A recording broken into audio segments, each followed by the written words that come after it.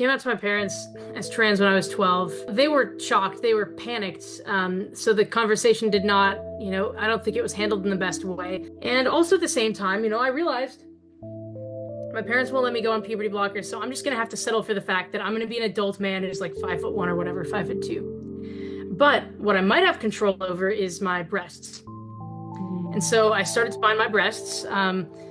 First with like, ace bandages, but that was just, so uncomfortable and like I knew it was unsafe to do it. So I started to layer on multiple sports bras because this was another suggestion from these trans influencers. So I did that for a very long time and I started to develop posture issues. And, there was a lot of pressure around my ribs and it did enough compression to the point where I was like, okay, maybe if I can just do this, I can stop my breasts from further developing. In 2012, you could have played off having scars on your chest and not outing yourself because no one knew what these scars meant.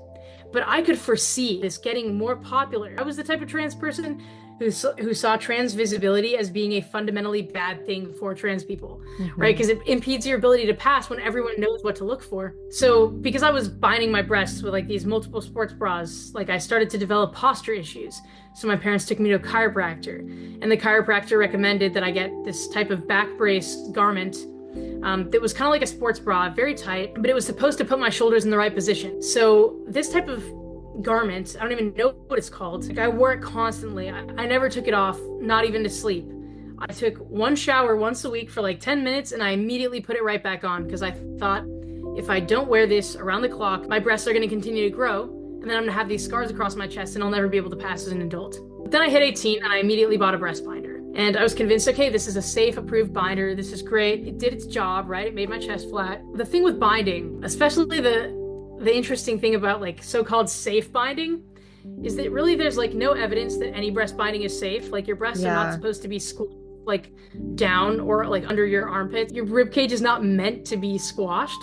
Your lungs are also not meant to be squashed. Over time, this damage, it creeps up on you and you don't even realize it until it's way too late. For me, the damage I've experienced is really quite severe. And it's not just aesthetic either. There's like nerve pain, nerve damage. Like I need a very high compression sports bra just to walk up and down the stairs if I don't want to feel excruciating pain. Like right now I'm trying to sit up straight and it's very painful because the muscles, my muscles have atrophied and, my ribs hurt. Like if I lay down in different positions, it's like excruciating pain.